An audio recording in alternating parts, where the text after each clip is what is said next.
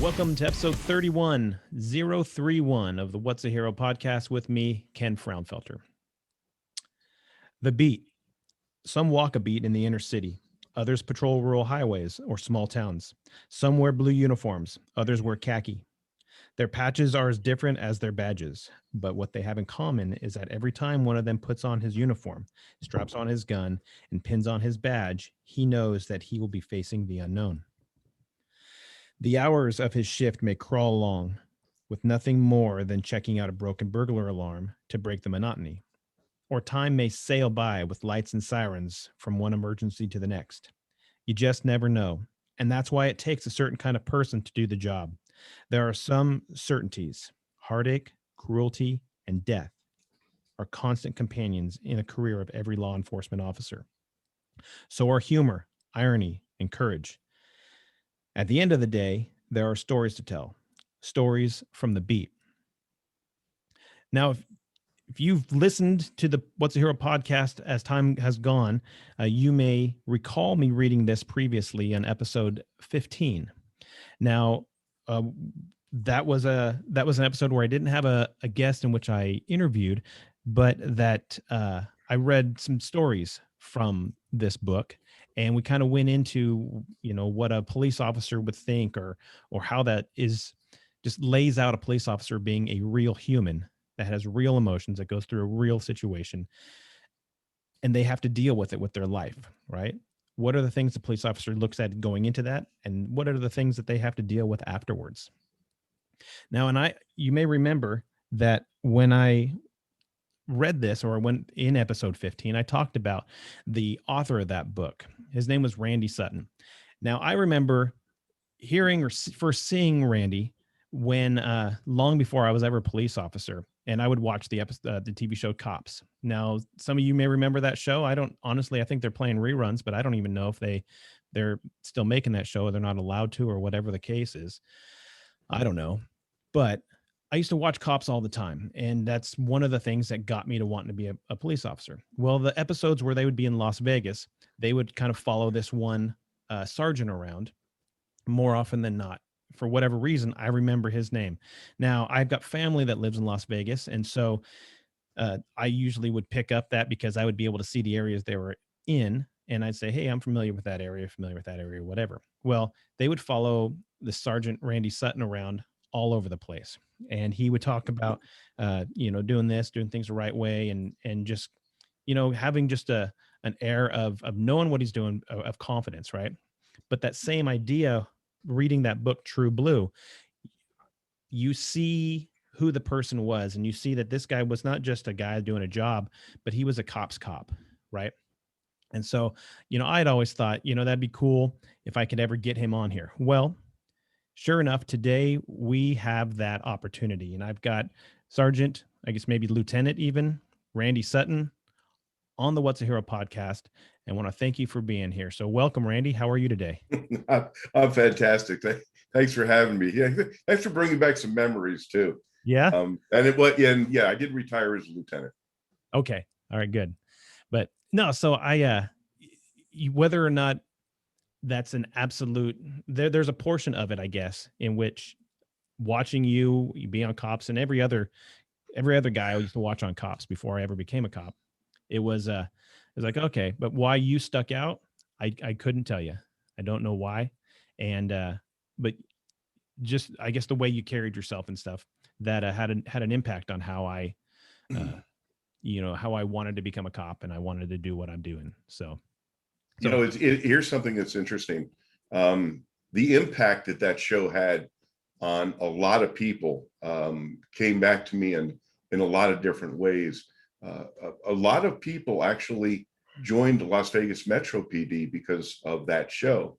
And I actually wound up training officers years later who told me that they joined the department because they saw me on Cops and they liked what they saw.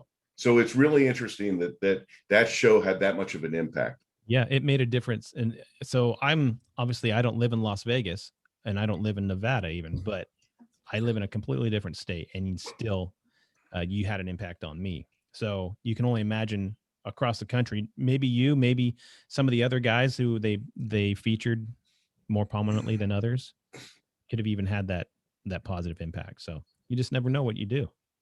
No, you're absolutely right. And that's actually one of the things that I loved about being a police officer is because you did have an impact on the lives of others. And that is actually, to me, the most important aspect of the job is the legacy that you leave with every encounter. Yeah, absolutely. Absolutely. So, well, I guess with the way the podcast goes, we try to figure out what is that hero? Who is that hero? How did he become what he is? So you talk about that as being a police officer and you love that part of the job, but where did that come from? Who was little Randy that he developed into this? Well, little Randy always knew what little Randy wanted to be. Oh, From the time I was a child, I knew that that this was going to be my career path. It runs in my family. My grandfather was a deputy sheriff in a very rural area of New York. In fact, he was shot in the line of duty by a poacher of all things. He survived that, but he had a huge scar in his belly where he got hit with a shotgun. And how he survived it. He was a tough old bird, I'll tell you that. And then both of my parents were court reporters, and my father was a special deputy. So I grew up listening to court cases, and it always intrigued me. And how I actually became a cop is kind of a funny story if you want to hear it. yeah, yeah, absolutely. All right. So I was always a protector. And in high school, the school, of course, like every other high school, had its bullies who ran things, right? Right. And I had a really, really good friend who never bothered a soul. Big guy, but quiet, unassuming. Was having lunch one day and got set upon by these thugs, and they put him in the hospital. Really? And I had been off campus where I shouldn't have been, having breakfast somewhere, and I came back to school and I found out what happened. And I knew exactly who it was that did it, and I went looking for him. Well, they knew that I was going to come looking for him, and they came looking for me. And I wound up in a major fight. I got jumped by about 5 of them, and teachers came, they broke it up, and I'm in the principal's office now because they're suspending me for fighting. Right now, it's not the first time, but so I'm in the principal's office, and he calls my mother to come pick me up. And while I'm sitting, I always kind of liked this guy, and he always liked me, even though he suspended me a bunch of times, because every time that I got suspended, he knew that I was fighting for someone else, right? Okay. So there was a respect between us, and I was 17, I think. And every year, the borough police, Princeton Police Department, which is where I went to school and grew up, would take a high school junior and make him a cadet. And it was basically a go for a job, but you got to actually interact and work with the police. Right. So while I'm waiting for my mother to come pick me up for getting suspended, the principal is on the phone. I hear him get a phone call from the chief of police. And I can tell by the conversation they're going to pick a new cadet, and I'm going like this. I'm pointing at myself. Give me something. and the principal got a smile on his face. He said, "Chief, I think I have the perfect cadet for you." And that's how I got started in policing At 17 or whatever, huh? Yeah. So I started at 17. I actually had to wind up graduating early, taking extra classes because they were going to expel me for the fighting, and so I took extra classes, and so I graduated early and turned 18. And at that time, they had just changed the age of majority from 21 to 18. Oh, so you could actually become a cop at 18. Is that where Princeton, New Jersey? Oh, okay. And I wound up becoming the youngest cop in the state of New Jersey at the time. I was 19 when I got hired. Wow. And You could drink, you could vote, you could become a cop, but you couldn't buy ammunition because you had to be 21, right? So there I am getting ready to go into the New Jersey State Police Academy, and I had to have my mother buy my bullets for me. Oh, that's funny. So when you get in, you go become New Jersey State Police, and you're like, this is what I No, want. I became a Princeton cop. Oh, I'm sorry. Yeah, so eventually took the test, and through a very poignant set of circumstances, very fateful set of circumstances, I was number 2 on the list, and it was a small department, 30 officer department. So usually they only hired one cop every few years, right? Right. Because these were all, very these were positions that just didn't open up. So when I took the police test, they didn't want to they didn't want to hire me because I was too young, because I was too young. Right. And they made me number 2 on the list, not thinking they were ever going to hire me. And then one of my mentors at the time, who was a friend from when I was a cadet, he was a permanent desk officer because of injuries. He wound up dying in my arms. Wow. And that day I became a cop. Wow. Was it? I mean, I'm assuming yes that day, but mentally, did you say this is what I'm doing for the rest of my life because of that? Well, I knew what I was going to be, and I was taking police tests all over the place. Okay. It just happened to be the Princeton, where I was a cadet, and of course my hometown. Because of that, because what happened with Johnny, I became a policeman there. Right. But yeah, it was always going to be my career, and I did 10 years as a cop there. It was difficult to leave because I was a detective. I was at the top of my pay scale, but it was a small town, and I just wasn't getting the action that I wanted. And I was halfway to retirement when I left, which my friends, all my compadres on the department said, "Randy, you're out of your mind. You can retire and you're halfway there." Right. And joined the Las Vegas Metropolitan Police Department, started all over, had to go through the academy again and begin my career all over. And I never looked back, though. I never looked back from that. Well, what took you west? Like I said, I was bored, really. It just wasn't getting me out. It was small. We called ourselves grin and wave cops. Oh, yeah. Hi, Mrs. Jones. How are you? Because we knew everybody in town. So I did. I did some research. I was going to join a department down in Florida. I'm not going to say the name of it because the reason I didn't join. I went down, took a police test. They offered me the job, and then they let me do a couple ride-alongs. Mm-hmm. And what I saw of the let's say the ethical environment of that department was not consistent with my own. I mean, I'm going to put it like that, right? Yeah. And when I came back to New Jersey, I was at a detectives association meeting, and there were cops there from all over the area, because we would get together and talk about cases and see because every small town, the bad guys are victimizing everybody. So I told the story about what I witnessed in this during my ride along, mm-hmm. And a couple of FBI agents came up to me afterward, and they said, "Randy, if you're really looking for a great department that's got a lot of action and they're top notch, try Las Vegas Metro PD." And so I came out here, took a test, was offered the job, and never looked back. Look back. And what year was that? 1986. 86.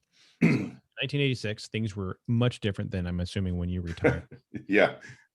And you're doing things.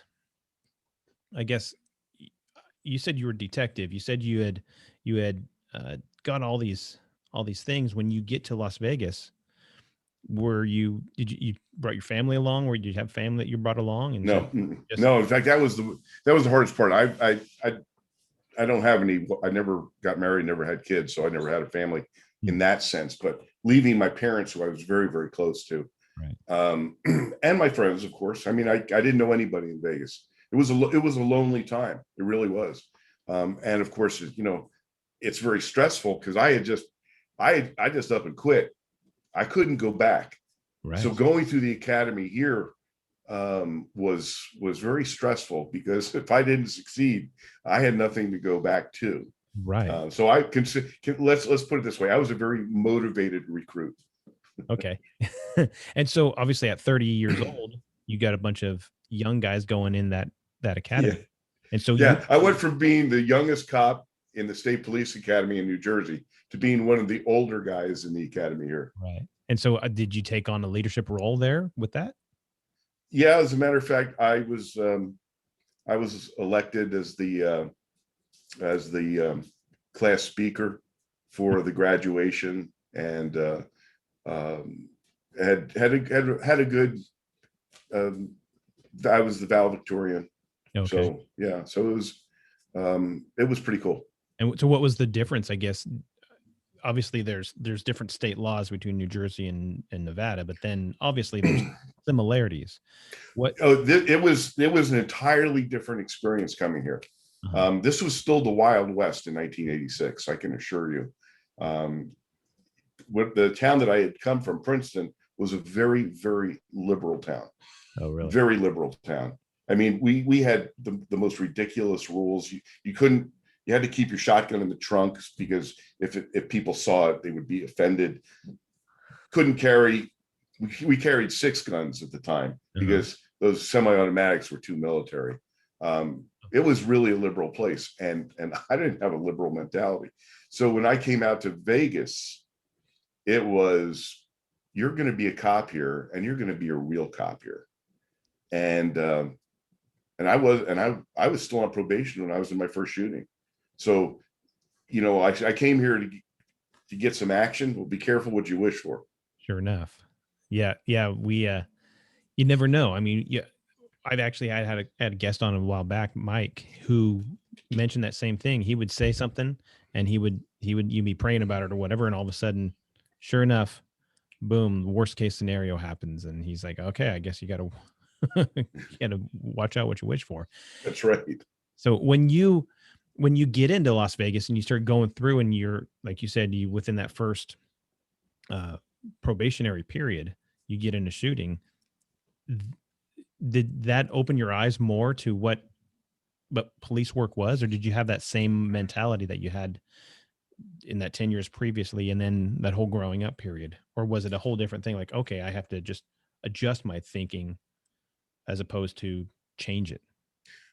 I always had a warrior mindset, Mm-hmm. and it was more pronounced here, if you will, because you realize here in Vegas, it's a whole different kind of policing. The small town policing Mm-hmm. is one thing, but when you get to an urban area where there's a lot of action, you better be at the top of your game all the time, because this is truly, this is life-threatening stuff here. Right. What were some of the things that changed that for you? I mean, where you realize, okay, I have to be on top of my game. I actually got that in the academy here. I mean, my first academy was New Jersey State Police Academy, where you were actually lived there, and they had your ass for 3 months, and it was on a military base. It was very military, paramilitary. Right. When I came to Vegas, it's not a residential academy, but it was actually more stressful, because you got to, you had your life on the outside too. Mm-hmm. And then the academy here was really, really tough, very challenging physically, academically. And it was a no nonsense police academy. Right. So they drove into your officer survival in a major way. That's one of the things that would get you fired during your field training, is if you weren't conscious of your officer safety, they'd fire you. So right. I picked up on that training, and some of that training eventually saved my life. Oh, very cool. So where when you get into it, you start getting into probation, you start getting into these things.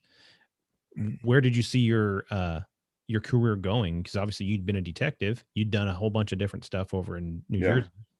Where'd you see your career going? I didn't actually plan my career. All the things that have occurred to me throughout my life have been in the hands of someone else. Let me put it that way. You know, I was guided through my career. I let it happen. I wasn't a ladder climber. I wasn't looking for the stars and the bars. I wanted to be a cop. I wanted to be effective. I wanted to be the kind of cop that that I would look up to.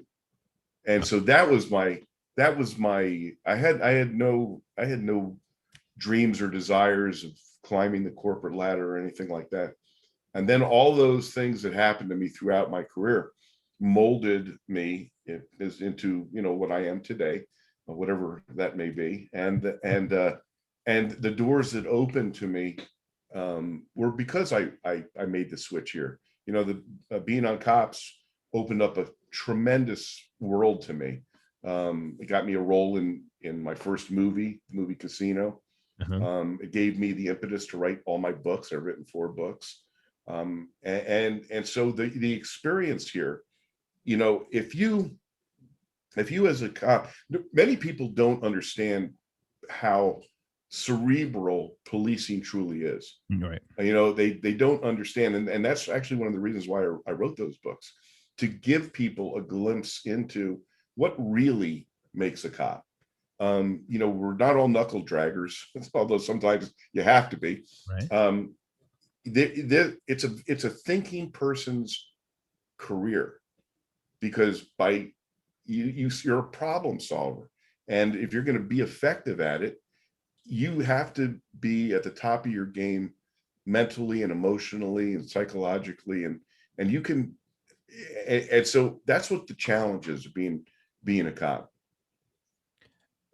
Right. I mean, I guess you go back and you look at all this stuff where people say, "Oh, you guys just drive cars, you carry guns, and you just go fast, and you just, when you come in and you're mean or whatever."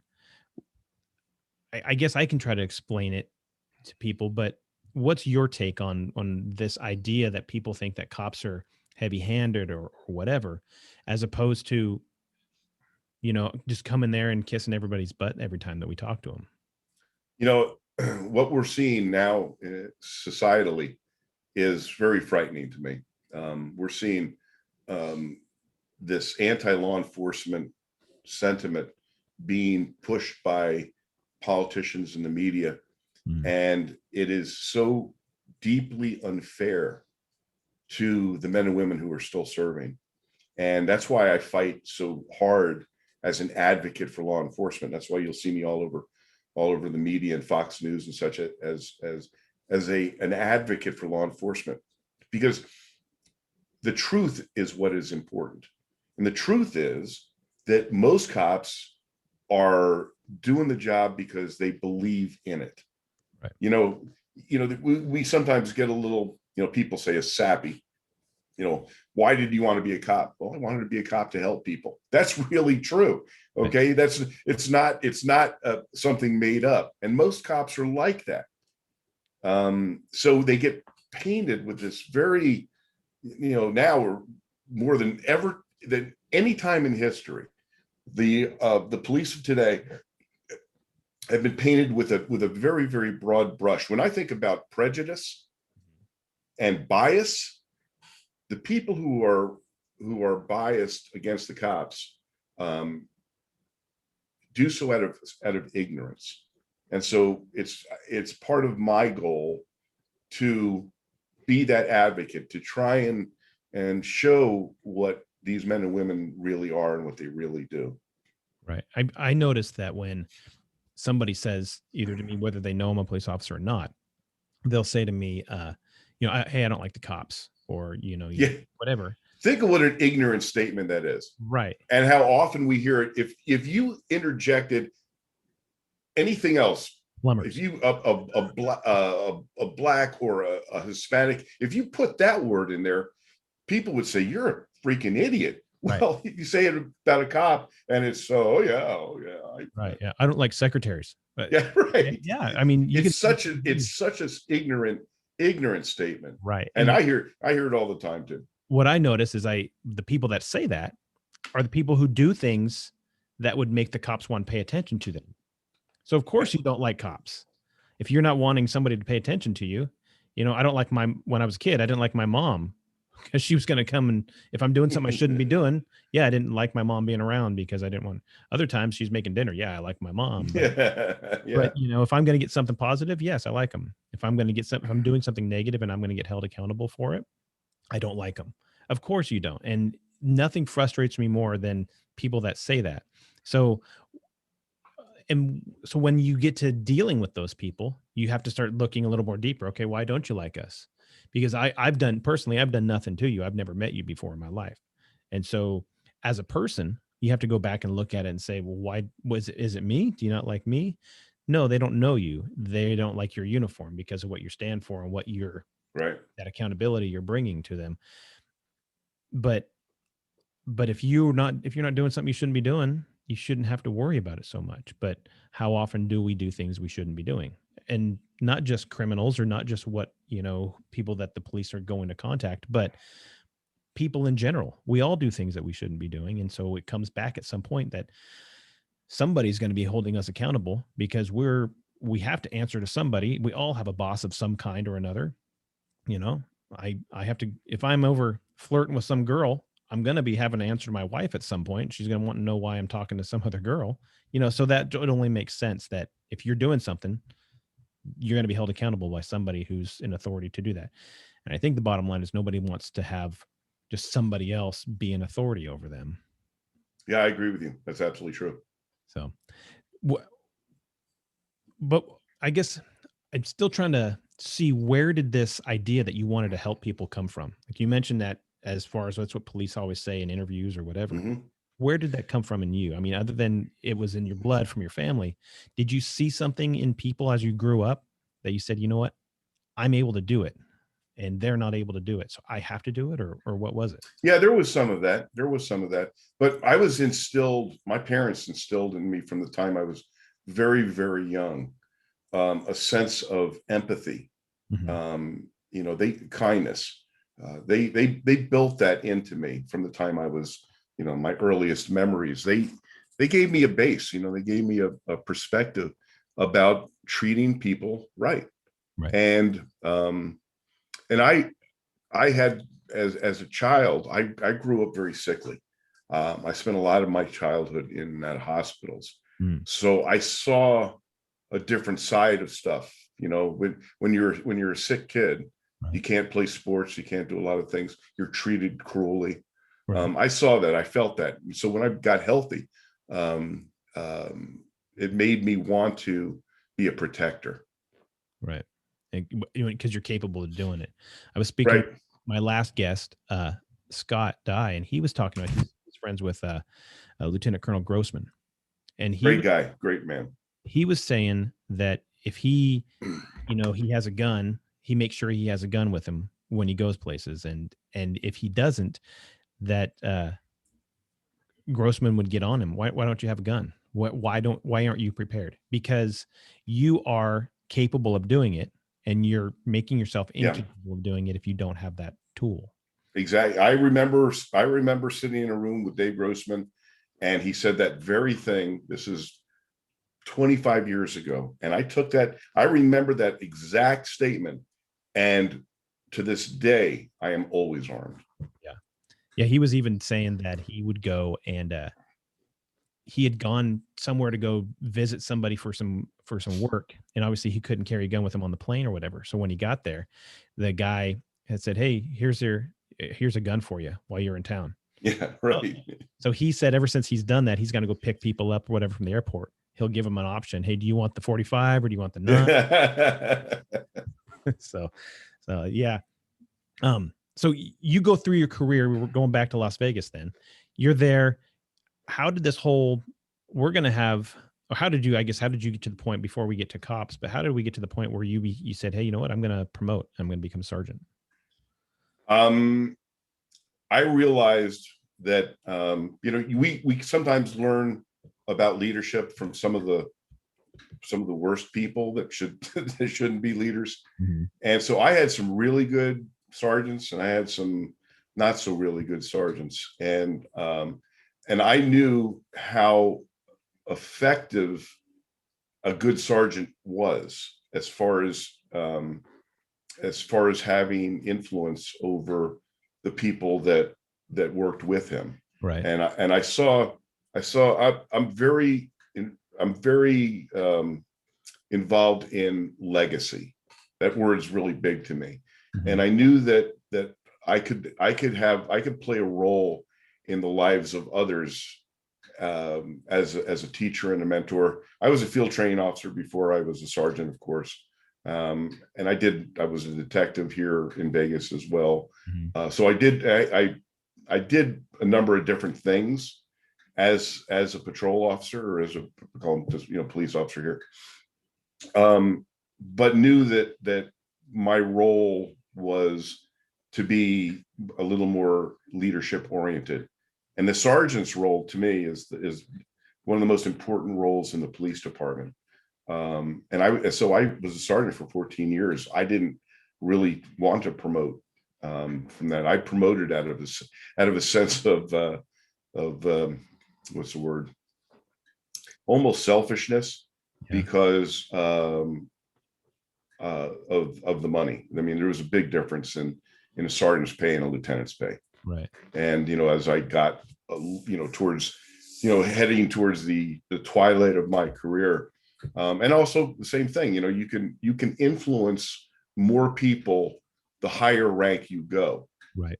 But the sergeant's role to me was the most fun, because you're still a cop. You're having a major role as a mentor Mm-hmm. to the officers that you work with, as a protector as well. And so you can, that's where the rubber really meets the road in leadership. Right. And so I really relished that role. And I was very fortunate. I had a sergeant when I was a Princeton cop that literally changed my career thought process when he taught me something really, really critical. Now remember, I was the youngest cop, right? Sure. And I truly, when I look back at the decisions that I made as a 19-year-old cop, Ken, I just shake my head and I go, how did I do that? So everything was very black and white to me as a young cop. Right. So, real quick, so I'm going to do the math on this. When you went to Las Vegas in '86 and you were a cop, I became a cop in '76. So I'm going to put this out here. I was born in 1976. I know. Listen, I got a funny story about that too. I'll talk to you about in a minute. So everything was very black and white to me. I arrested everybody for everything. Everybody went to jail. I wrote to everybody tickets. It was like enforcement. And I had the good fortune early in my career, a couple of years into it, I had a sergeant who I really respected. Even from my cadet days, he was a detective when I became a cadet, and I saw this guy at work. This guy exuded confidence, natural leader, and then he promoted to sergeant, and I got assigned to work with him. So this guy, so not only was he was everything that a leader should be. He eventually wound up becoming chief of police there. So one day after shift, he says, "Hey, Randy, let's go." It was graveyard shift. He says, "Let's go get some breakfast." So we go to this little diner in New Jersey, and I'm recounting my my tales of the night, and he's just nodding and smiling and all. And he said to me, and this is a conversation I'll never forget. He said, "Randy, you know what? You're a really good cop." And I'm like, "Yeah." And he said, you are really good. You know the laws. You're fearless. You are out there working all the time. search and seizure, this and that. He says, but let me ask you a question. Do you know the difference between being a good cop and being a great cop? And he stumped me with that one. And I said, no, I guess I don't. He says, it's one word: compassion. And it was like somebody turned a light switch on. I never did policing the same way after that conversation. And it actually, that legacy comment that he made to me changed the course of my career and the way that I became a police leader because of that phrase. Very cool. Very cool. And so you've mentioned legacy quite a bit, where you're saying this is who you're going to be, and this is what I'm got to think about what I'm leaving behind. Exactly. Right. And every encounter that a police officer has leaves a legacy. Right. And when we think about that, we become better cops. Right. I had gone to a seminar, and there was Kent Williams. He was chief of police, Chicago area, and he was talking about legacy, and he was talking about there's different things that make up your legacy, and one is your passion, and one is your beliefs, and it's kind of put it in a kind of a pyramid, and they equal your legacy. What is it that you're going to leave behind? And then there's three things that people look at, that there's going to be three questions about you when you leave, and you're guaranteed to have one of these questions asked about you when you do leave. And so that one is, man, I'm glad you're here. And yeah, okay, great. The other one is like, oh, that guy, I'm glad he's gone. Yeah. And then the third one is who? Yeah, that's good. That's really good. I may have to adopt that. Yeah. So there's the three questions, and you're guaranteed to have one of those questions asked about you. And Yeah. I always thought, okay, I don't want the who, and I definitely don't want the that guy. That guy. I'm glad that's done. But having that, yes, I learned something from him, or I'm so glad that guy was in our lives. He left a major impression on us. Yeah. So that that's huge, and I love that story where you're a kid and you're gung ho, you're ready to go for it, and he's like, whoa, it's the young bull, old bull story. Yeah, it is, and and he didn't. His delivery was impeccable. He didn't browbeat me. He didn't tell me. He led me to the conclusion. Right. And that's what a real leader does. And he was one of those guys. He was a lieutenant when I left the department. And he said to me, he says, Randy, he says, I understand why you're leaving, but if you stay, you'll be the chief of police here. And it was a tough decision to leave. I'll bet. There's that point where I want to do something with my life. As much as I love it, I want to do something. And there's something that's boiling inside people like that. I worked at a very small department. There was actually 5 police officers for about 3 years, or 5, maybe 4 police officers. And the chief was just as busy as everybody else. He was a working chief. He had to go take calls and all this different stuff. And, there's that point where you're just jonesing to go do something. Like, I want to go do something more than wave to Mrs. Jones on Sunday morning. Yeah, exactly. Right. So you're getting through all this different stuff in Las Vegas, and you're going through all these different things. And you become sergeant because you see that that's a place there where you can have an input on younger officers, even on veteran officers. Right. How was the difference between working with those rookies, those young guys, as opposed to the guys that you've been working alongside for years now, and now you're their supervisor, or how does that transition for you? Well, Vegas is a really big. We're the ninth largest department in the country.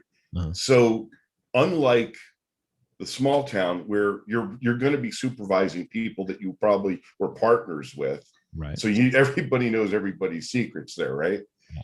As with Metro, there were most of the people I may have known of or have met at one time or another, but I didn't supervise people, at least at that point when I was a new sergeant, that I had ever worked with. No, that's so that really didn't enter into it. But later on down the road, it does, because there are career patrol officers. There are people who they don't want a responsibility of being a sergeant.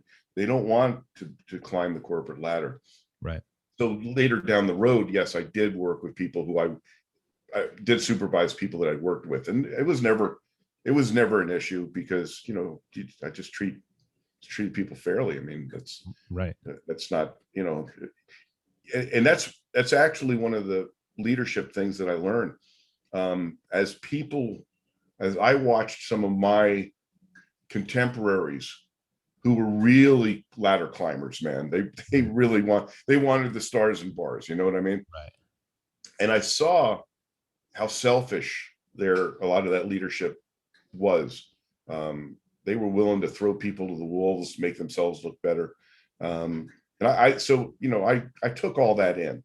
And I knew that, you know, those are valuable lessons. Right. So I understood it. I saw it. You know, and that's one of the things when I talk about police leadership, trying to remind administrators to remember who you are and who you were is really important, because, man, I tell you, you see, we had a guy that became sheriff. He was a great person to work for. I worked for him as a captain, as a chief, and then he became the sheriff, and he became an asshole. And it was like, it's like power is very dangerous in the wrong hands. Yeah. And people can be perverted by power. Right. They say, yeah, that's where they say that humility is the number one, I guess, virtue that a leader should have. They say that should be the number one thing. So you should always be putting others first, because the minute you stop doing that, you're going to be just pushing. That's the reason that should be the reason that you want to become a leader. Right. Is because you can play a role that improves the lives of the people that work for you. Right. That's the way it's supposed to be. Though it doesn't always work that way. Right. I had somebody said to me the other day, they said they were asking me about the guys on my shift, and I said, who? And they said, your minions. Yeah. I said, no, I work for them. Your minions. And they're like, that's a good word though. Yeah. And I said, no, I work for them. And she goes, wow, I wish everybody would have that idea. Well, it should be true. And I know a lot of guys that are that way, that they do work for their guys, and as opposed to expecting their guys to work for them and help them get somewhere. And right. That I want to have happen. So I wanted to just go back to, I was going to tell you a story about young cop, old cop, and the way time passes. So my first season, I was on 3 seasons of Cops. Right. I was on 1989 when it was the second year of the show. Okay. And then as a patrol officer. Then 94, I was already a sergeant. 96, I was a sergeant. Mm-hmm. And so when I was with my contemporaries back in 1989, 1990, guys would come up to me and said, "Hey, Randy, my sister saw you on Cops and thinks you're kind of cute." And then later on, it was, "Randy, my mother saw you on Cops and thinks you're kind of cute."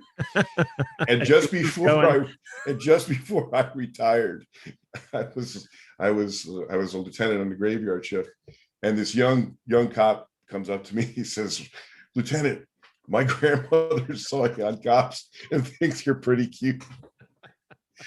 And the whole room started laughing. And the kids looking around like, "What? What'd I say?" Yeah, it was hilarious. Oh, that is pretty good. So, so working in Las Vegas, you're doing all this stuff. How did you get onto Cops? You said, well, obviously in 1989, you're doing that as a patrol officer, and then in 94. So, was it just like, hey, the camera crew is gonna be here today for this TV show?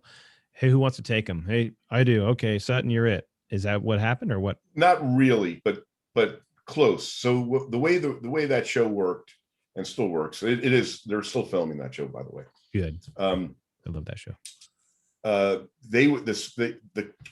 The producer would come to the shift, they always ride almost always ride swing shift, because that's most of where the action is. Yeah. And they would ask the sergeant, who's going to get us into stuff. And I was always a really active patrol officer. Mhm. So the sergeant says, go check out Randy Sutton. So the way it worked is the producer would come, they do like almost like a screen test without calling it a screen test. The producer would come out on a ride along with a handheld video camera, Mm-hmm. and they would gauge if you would act up for the camera. They didn't want people who were going to play it up. They wanted people who were going to be natural and so I had already actually done a lot of acting. I was involved in theater and performing for years, right? When I was in Princeton. So it wasn't intimidating for me to have a camera with me. And the first day that this producer is with me, we got into some pretty wild stuff, and they said, we're going to ride with you. So they got actually so many good shows with me that's why when they came back to Vegas in '94, they said, can we ride with Randy Sutton? And at that time I was a sergeant. Right. And they got so many good shows in the '94 season, they did it again in the '96 season. And in fact, it got to the point where, and the producer and I became very good friends. They actually got a whole bunch of shows with me that the sheriff wouldn't allow to go on the air, because he said, quote, this isn't the blank Randy Sutton show. so he limited the number of shows that he would allow them to play with me in it. Oh, really? Yeah. That's pretty cool. I mean, so do you have all copies of those shows? I do. Yeah. And so all the ones even that they didn't air? No, I don't have them. Oh, I don't have just the ones that aired. Those are in some kind of vault somewhere. Probably, yeah, probably. Yeah. So that's pretty cool. And so was there ever any kind of blowback from that stuff? Like, yes. The blowback was jealousy. That was the blowback from other officers. Yeah. There was a jealousy thing, and even administrators. They didn't like a patrol officer or a sergeant getting so much attention, and it did actually affected my career. Really? Yeah, it did. I was held back from certain assignments because of it. Oh, and yeah, it was, sometimes, certain aspects of humanity are not very pretty. So, I faced that. And I've talked to a bunch of cops that have been on the show, and other types of media that have been treated the same way by certain people. It's not everybody, of course, but there's a certain ugliness to jealousy. There is. Yes, there is. So yes, there is. So you get on that, you go through that, and you're obviously by 98, you're nearing the end of your career, or is that just, you said you became a lieutenant? You were sergeant for 14 years, but then lieutenant, not very long, I'm assuming, right? I was a lieutenant for, I believe, 5 years. Okay. I think about 4 or 5 years. But keep in mind, I didn't intend to retire. Even though I was a cop for a total 34 years by the time I did retire, but that decision was made for me when I had a stroke in my police car. Oh, really? Wow. That's why I retired. It was literally the most frightening moment of my life. I'm on the Las Vegas Strip at 2:30 in the morning. I'm a lieutenant. I'm a watch commander. And whenever I was watch commander, I would take a patrol officer with me, because I had, a shift of, 125 people working for me. To get to know 125 people is difficult. So I would have a patrol officer ride with me, so I get to know my people. Right. And so this young man was riding with me. It was the first time he'd ever ridden with me. And we're driving down the Las Vegas Strip right in front of Bally's Hotel. And I literally felt my brain slowing down. And I knew exactly what was happening. I stopped the car and I said, get me medical. I'm having a stroke. And the kid's looking at me like, is the lieutenant screwing with me? I got out of the car to go to the passenger side in case he needed to get me to the hospital. And I started speaking gibberish. Oh, wow. And I knew I was speaking gibberish and I had no control over it. And then I lost the ability to speak and move altogether and crumpled to the pavement. Wow. And that ended my career. It was literally the most frightening moment of my life. I wasn't afraid of dying, Ken. I wasn't afraid of dying. I was afraid of living like that. So the slow mind sort of stuff. So it was that decision was made for me to retire.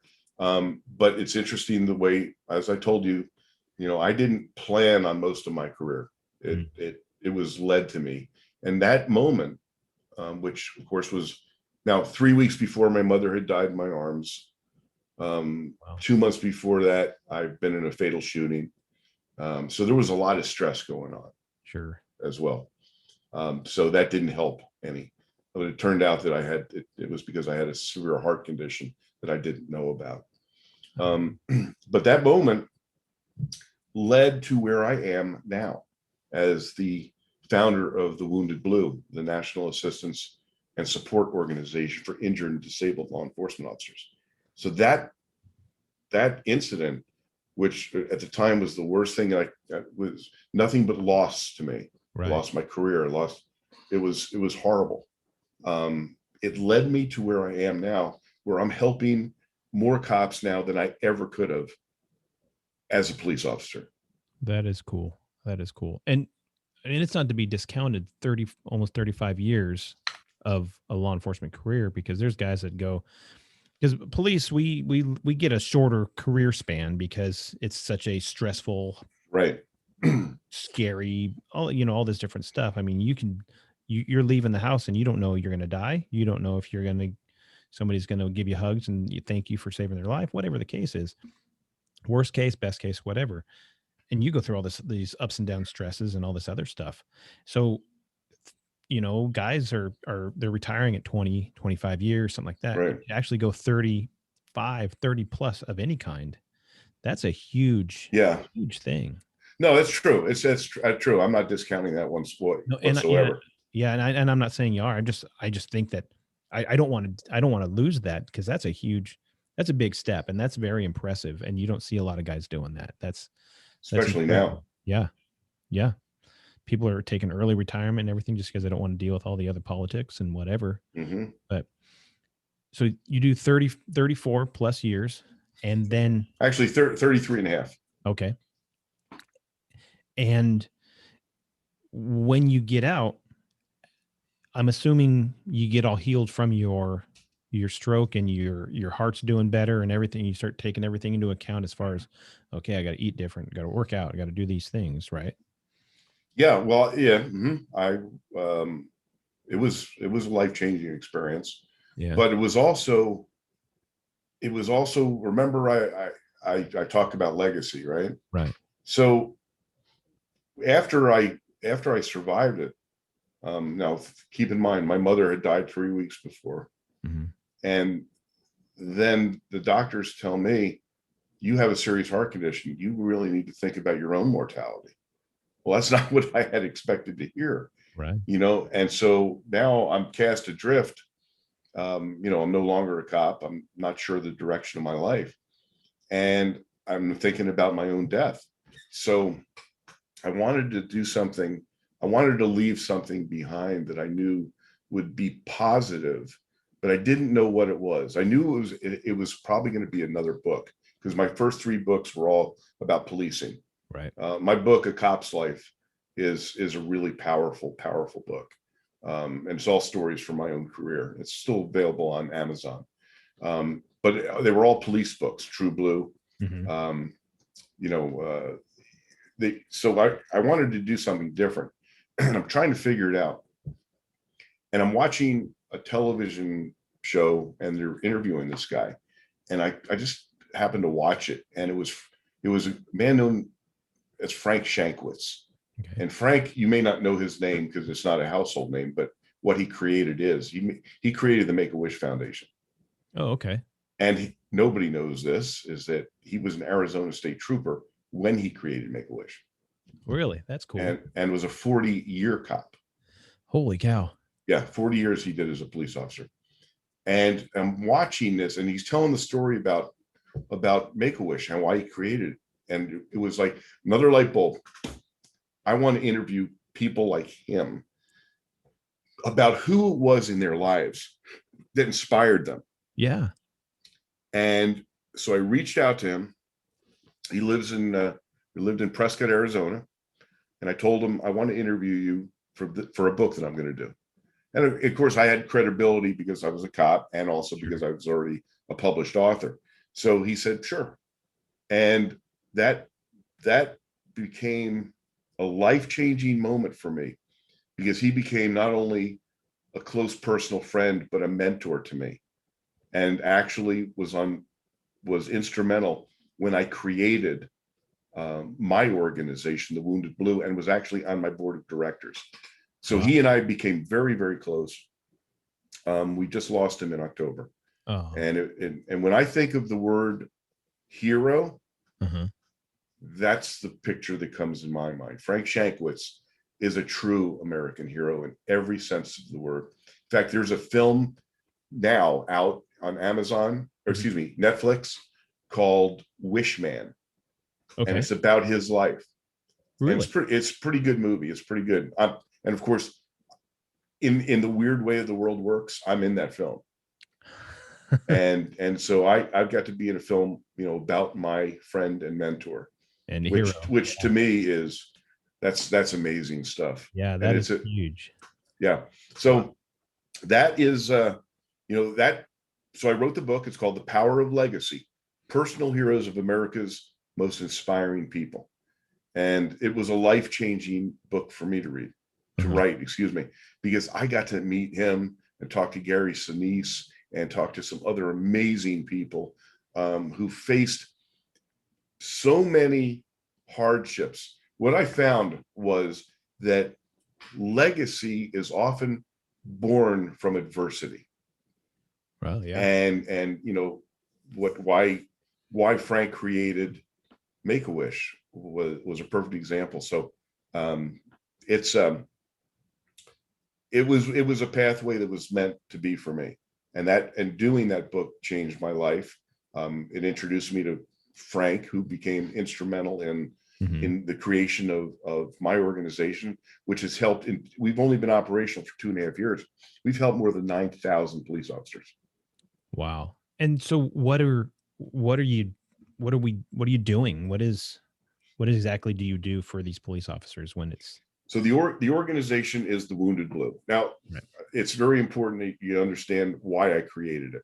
This is, like I said, this was not a path that I had thought about during my life, but something happened as a result of me having the stroke that shocked me, and that was that my own police department turned its back on me and refused to pay my medical bills. And they knew they were legally obligated to. They just didn't do it. Wow. And forced me. They ruined my credit. Bill collectors were knocking on my door. They forced me to go to court to fight them to pay my medical bills. And I won every hearing. They appealed every hearing, and it took a year. They knew they were going to lose, but they were hoping I was going to die in the meantime, or I was going to give up. Wow. So that was shocking to me. I come to find out that that's not unusual. Really? So I leave policing. I learn about social media. Facebook was just becoming big at the time. And police officers from around the country start reaching out to me, not because they know me, but only because I'm visible. Right. Like you saw me on Cops. Yeah. They see me on Facebook, and I start getting messages. Randy, I was shot and my chief never came to visit me in the hospital. They're not paying my medical bills. And I'm going, holy shit. Not one, not two, but 20, 30, 40 as time went by. And I thought to myself, okay, there's got to be a resource for these men and women, because every single one of them at the end of our conversations said, I feel abandoned, I feel alone. and it's suicidal. People become hopeless and helpless, Right. and they take their lives. And of course, we know that law enforcement has a massive suicide problem. Yes. Yeah. So I said, okay, there's got to be a resource for these men and women, and there wasn't any national resource. And so that became my path. That is why I created the Wounded Blue, and gathered around me some incredible human beings. What we do is we provide peer support for injured and disabled officers, whether those injuries are physical or psychological and emotional. Right. I have a team of some of the most dedicated police officers you will find anywhere. Everybody has been shot or stabbed or beaten or run over. They're in wheelchairs or on crutches. They call themselves the land of the broken toys, but they are so dedicated to still serving, even though they can't serve I still have some active duty cops, actually, believe it or not, but most have had to medically retire or disability. Right. But they want to continue to serve, and they're touching the lives of cops everywhere. And our motto is really important to us: never forgotten, never alone, because that's what these men and women feel like when they become abandoned by this very cities that they sacrifice so much for. Right. And we have a documentary film. I'd love for your listeners and your viewers to see it. It's on Amazon.com. It's called The Wounded Blue: Service, Sacrifice, Betrayed. Just put in The Wounded Blue and it'll come up. It'll blow your minds. It'll blow your minds. You will see stories that shock you about cops who were shot in the line of duty and then literally tossed aside like an old shoe. It's shocking stuff. Wow. And that's what we're fighting for. We're fighting for these men and women. And this is a never-ending fight, but it was the pathway that was laid for me. And so we're touching the lives of literally thousands of cops. I have an event coming up in October. Any of your active duty or even retired cops should really take a look at this. Go to my website, thewoundedblue.org. It's called the Law Enforcement Survival Summit. And this is going to be one badass training conference. Every aspect of law enforcement survival: physical, tactical, emotional, psychological, legal. I've got literally the best presenters in the country coming to this. Dr. Kevin Gilmartin, who wrote the book that every cop either has read or should read, called Emotional Survival for Law Enforcement. I've got Dave and Betsy Smith, who are legends in police training. Oh yeah. Yeah, both them. I've actually talked with Betsy at I don't know, it's been years now, but yeah, we had pretty good conversation. Yeah. They are amazing. I've got it's an all-star lineup. And it's going to be here in Vegas, October 28th, 29th, and 30th. And we're making it real inexpensive to come. It's less than $300 to attend this. And the Ahern Hotel, which is hosting it, is giving the rooms for less than $100. And here's, when we think that the public doesn't support us, that's not necessarily true, because there are a ton of people who actually do. So I went to go talk to the owner of the largest construction company in Nevada. His name is Guy Martin. And I was looking for a donor. I was hitting him up for $5,000 or $10,000 to sponsor our event, which is going to be the night that the conference ends, called the Brothers in Blue Bash, celebration of law enforcement unity and pride, and going to be our major fundraising event. So I was hitting him up. I was hoping to get $5,000 or $10,000, and turned out that we had a connection. His brother-in-law worked for me. Oh, really? Was one of my really, really good cops. And so he said, Randy, I can stroke you a check for $5,000 or $10,000 right now. He says, but what would have a real impact on the law enforcement community? And I said, well, if I had my way, I would create an incredible training conference about surviving a career. And he said, how much would that cost? And I said, quite honestly, I don't know. I'm going to guess $40,000, but I really don't know. And he says, let's discuss that. And because of him, this conference is now a reality. That's cool. That's real. It's amazing. It's amazing. Yeah. And that's because he believes in law enforcement, in the mission, in helping the men and women. This is going to be a conference that's going to save lives and save marriages and save relationships. So that's why this is all part, our mission, the Wounded Blues mission, is to improve the lives of injured and disabled officers using what we call SEAL, support, education, assistance, and legislation. And by combining all of those operations, we hope to right the wrong that is occurring in many places in the country. Yeah. And so the conference, it's not just for police officers. It's bring your wife to it if you can. Yes, exactly. Yeah, right? We encourage that. We encourage that because there are Vicki Newman, who wrote How to Love Your Cop, and her husband, Brent, who's a fantastic guy, retired chief from the California Highway Patrol. Their presentation is really, really amazing. Really? I have, this is going to be life changing. Plus, it's going to be fun as hell. I've got the world's funniest cop, Mike Mancini, who's going to be performing on the first night. I've got an incredible performer named Ryan Weaver, who is actually going to be a keynote speaker. Ryan is a retired Black Hawk helicopter pilot. Okay. Combat guy. He had two brothers, both were Black Hawk helicopter pilots, both killed in action. And his discussion is about grief, but he's also an award-winning country performer. He's been on Madison Square Garden stage. Yeah. The Grand Ole Opry. The guy is amazing. And I found a sponsor who's going to bring in his band. We're going to have a full-on country concert on Friday night. That's cool.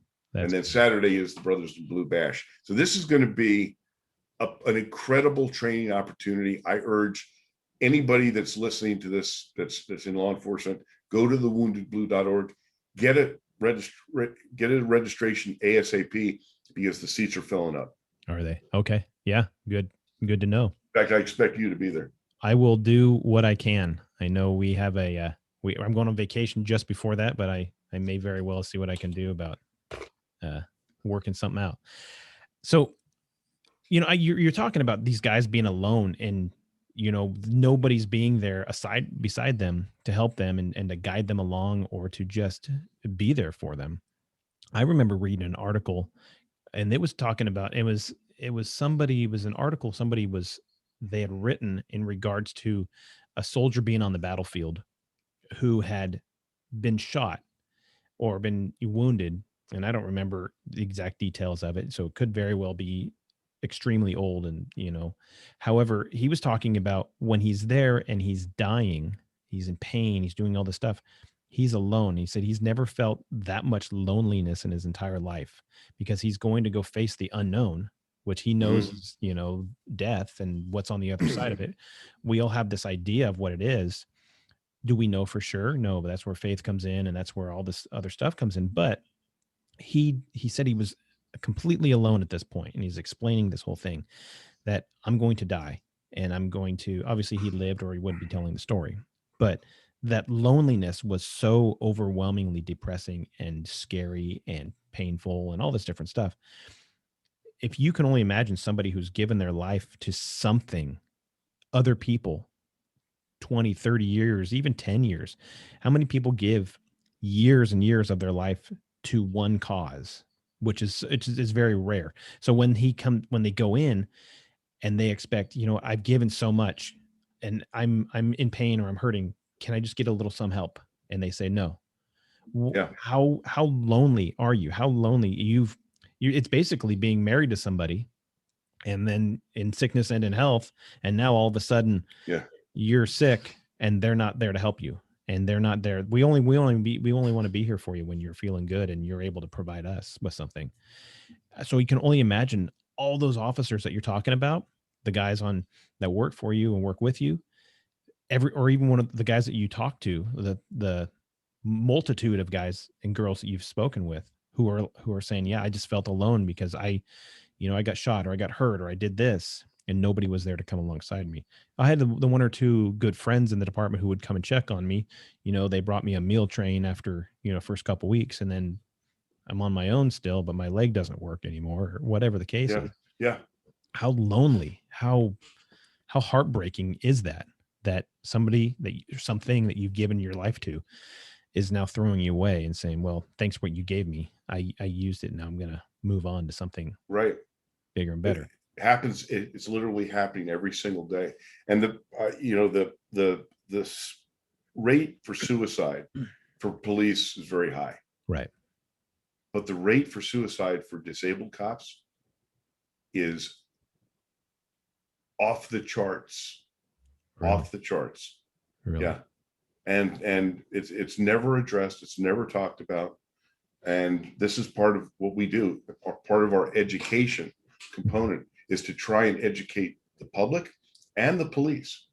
Right. I have one of the members of my peer team who's also my director of training is Sergeant Bob Bemis of the Pennsylvania State Police.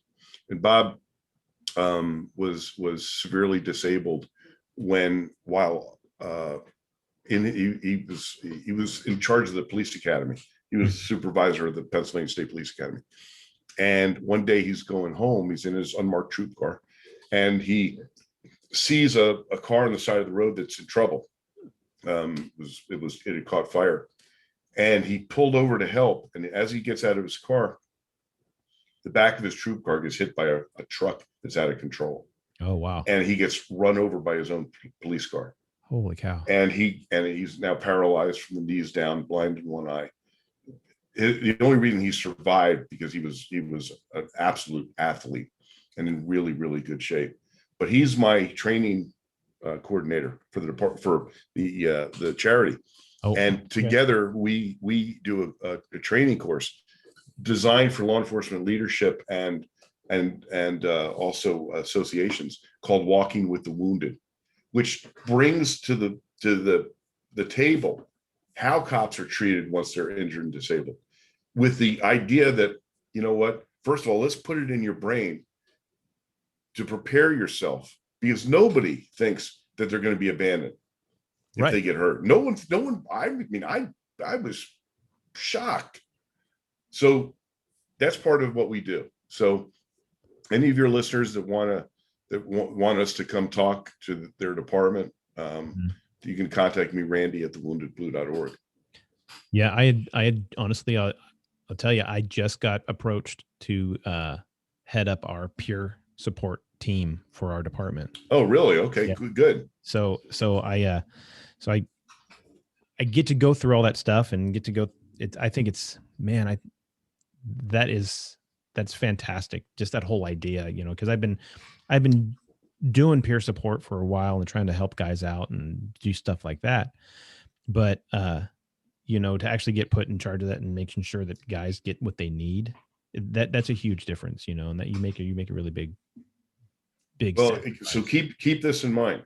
We are a resource for every cop in the country and every police agency in the country, because even departments that try to do it right with peer support, there is often a rejection by the troops because they don't know if it's confidential. And in a smaller agency, you may not want your old partner to know what you're going through. Right. So that's why what we do is so unique. We are completely confidential. We have an incredible program, by the way, called Code 4 Total Wellness. That one of the things we do is we give this to injured and disabled officers, but we make it available to all cops. And you get 24-hour-a-day telemedicine and licensed MDs. You get discounts on prescriptions, medical imaging, all kinds of medical stuff. But most importantly, we created what's called CAPER, the Confidential Assistance Program for Emergency Responders. And this is unbelievable. You get unlimited visits with licensed psychologists and psychiatrists for you and your family for free. Really? And that's per That's for retired or Yeah. wounded or Yep. active police Yep. officers. Yep. Hmm. And what is that? What's that called? What's the It's content for that? it's called Code 4 Total Wellness. Code for Total Wellness. And what we do is, when say one of my peer team members is in touch with, a guy who's been injured, disabled, and I mean, let me give you an example of why this is so critical. Um, even even departments that have great insurance, there's still going to be co-pays. They don't know that the officer doesn't know if the psychologist is in with the bosses, because there are still states you can go in and ask your chief to see a psychologist and they'll fire you. I mean, that happens. That's Wow. a real issue.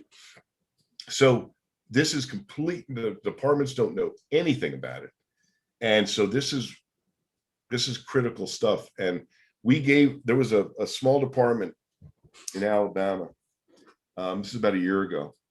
It was like a 22-man department, and one of their sergeants was ambushed and murdered. I mean, really, really brutal, terrible stuff. Hmm. And they were hurting, and he was a peer support officer, so we knew him, and we knew the situation. I went down with a couple of my team members. We talked to the entire police department with the chief. We gave every single member of that department Code 4 Total Wellness. Mm-hmm. And months later, the chief calls me and says, I don't know how to thank you for what you gave our guys. He says, I don't know that you even understand the impact. And I said, well, I think I do. He says, no, I'll tell you what you don't. We pay our cops $15 an hour here. Uh-huh. They could never afford to have this level of care anytime. He says they're using it. It's helping. It's changing their lives. Wow. And I remember when he told me that, okay, $15 an hour. As we were driving out of town, there was a Chick-fil-A opening, and the sign outside said, now hiring $15 an hour. So a Chick-fil-A server is getting paid the same thing that a cop does down there. Which is absolutely ridiculous. Now, insane. And I don't say that because I'm demeaning any kind of Chick-fil-A worker or anything like No, that. no, no. What I'm saying is that there's cops that are putting their life on the line. They're sacrificing time with their family. They're sacrificing everything by serving other people and giving back to other people. They're struggling. They're stressing out. Their health is horrible. All this different stuff because their mind is struggling because they've just lost one of their own, let's say, and they're not being paid what they're worth, and it's just very hard. Right. Exactly. Look at so exactly. How do you get guys how do you get other programs or businesses or whatever to say, yeah, I want to team up with you. I want to be on that call list that, when you can refer people to us. How do you get that? Well, that's always a struggle. I mean, listen, nobody in our organization is paid. Every dime that we get goes into our programs, and it's a struggle. It's a struggle to get support. I've had some real big companies tell me, Randy, we love what you're doing, but we can't be associated with a police charity. We were going to do an event. This still blows my mind.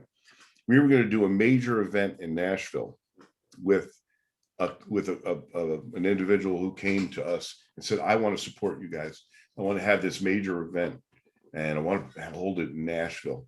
So we met in Nashville, planned this whole thing. And it was going to be a benefit for the Wounded Blue. And we had met with city leaders, et cetera, and so forth, right? 2 days after we get back, he calls me and he says, I can't even believe the call I just had. He says, I was called by the city mayor's office or whatever it was. He says, if we support a law enforcement charity, we are not invited to Nashville. Wow. it was, yeah, it blew my mind. So we are constantly struggling to get sponsors and to get donors to participate with us. We're starting to get some really impactful companies now, Right. all small, smaller companies, Uh-huh. that are saying, you know what, we're gonna help you out. But it's a struggle every day. Sure. Man, that's fantastic that they're willing to step up. I guess it takes me back to that idea, that conversation we were having earlier where we said, "Hey, I don't like cops." Why don't you like Yeah, cops? Oh, because I do things I shouldn't do. Okay. So there, I mean, th- in politics, it's different. I don't want to be seen that way because I'm trying to impress people who do things they shouldn't do, who don't want to have the right, cops coming. right. But whatever the case is, there's a reason if you don't like cops. I'm telling you, I don't know a single cop, retired, active, whatever, that went out of their way to ruin people's lives. That's not what they're Right, doing. right, But exactly. but I think it does go back to what you were saying, is that sometimes they lose sight of what makes a good cop or a great cop. And sometimes we lose sight of that compassion. And Yeah. if you get to that point where you retire and you say, you know what, I need to help cops because I'm going to maintain this compassion that I was told I need to have back in 1976 or 1970s, Yeah, and that now you maintain that compassion and you said, you know what, these people gave everything. Somebody needs to give back to them. And that we that's remember. that's what we do. That's what we do. And I got to tell you, I've got my team. I'm so proud of them. They are amazing people, and Yeah. many of them have fought through really, really horrible circumstances, and they come out on the other end, and it helps them to help others. Yeah. And I've said this and I say it on the podcast all the time. There is something about serving others that Hmm. is unreplicatable in your whole life. When you give back, when you do something for other people without the thought of, hey, I'm going to get something out of this. And Exactly. I'm not talking about always serving food at the soup kitchen, which is absolutely good. But sometimes there's other things that people need, that people who have given so much. And we hear about the Wounded Warrior Project and we hear about all these different things, but people forget about cops. Cops don't get hurt. Cops, they Right. no, Right. they're getting hurt either physically by getting run over, like you said, or they're hurt mentally. Yeah. They're not able to. They watch their best friend. I had a guest on here a couple episodes ago, Chris Hoyer, who watched his friend get killed, and he had Right. a shooting with this guy and killed the guy that Hmm. killed his friend. And the aftermath, the catharsis and the reconciliation that he had to go through to get that, he had people around him, luckily, but there's people that don't have that. And what you're doing, I think that's absolutely fantastic. And I think, and man, if there's something more that I could do other than get the word out, that people should be looking at thewoundedblue.org. People should be looking at Code 4 Total Wellness. People need to be looking at it. And if you have an issue, if you're a cop, if you're a cadet, if you're a community service officer, if you work in police work whatsoever, you need to be looking at this. You have dispatch, Exactly. you're a records specialist. I don't care. You need to be looking at this. And because you're going to go home with problems, you're going to go home with stressors, you're going to go home taking the stuff that when you're trying to serve others. But like I said, there's nothing in the world that is more, I guess, honorable than serving your fellow man and serving other people in your communities. So that's awesome. I think it's absolutely awesome. So I appreciate that. And we're gonna have to wrap it up, buddy, because you're you are I've got another appointment. totally understandable. So uh do you have any final thoughts then before we head you out? Well, I really want people to be aware, and the only way to do that is to consciously investigate and see who we are, see what our organization does. Go to thewoundedblue.org, Mhm. and if you can help out, help out. If you are in need of help, contact us. If you're in pain, either Mhm. because of your physical injuries or because of your psychological or mental health, reach out to us. We are literally a resource for every single cop in this country. And I know that sometimes it takes a lot of courage to reach out when you're in need, but we're completely confidential. You will find that we are problem solvers. We help people get into treatment if they need it. whether that's an inpatient or outpatient. We have code 4. We have access to service dogs. We try to be problem solvers. Reach out to us. Just go onto the website, fill out a contact sheet, or contact me personally, Randy@thewoundedblue.org. Perfect. And is there anywhere else anybody can find you, social media, anything like that? Oh yeah, Facebook. We are on under the Wounded Blue, and I also have my own radio show, Blue Lives Radio, the voice of American law enforcement. You can listen to that if you want to know more, because I talk a lot about stuff there. Yeah. And we're on Instagram, Wounded Blue. We're on Twitter, the Wounded Blue. Mm-hmm. You can find us anywhere. Perfect. And you find links to my the What's Your podcast, and we can point you towards Randy Sutton as well. So Randy, thank you so much for being on. It's absolute honor, and I'm hoping I will see you in October. I'm hoping so. All right. Thanks. You be safe, sir. We will talk to you later. Okay. Bye. All right. Bye.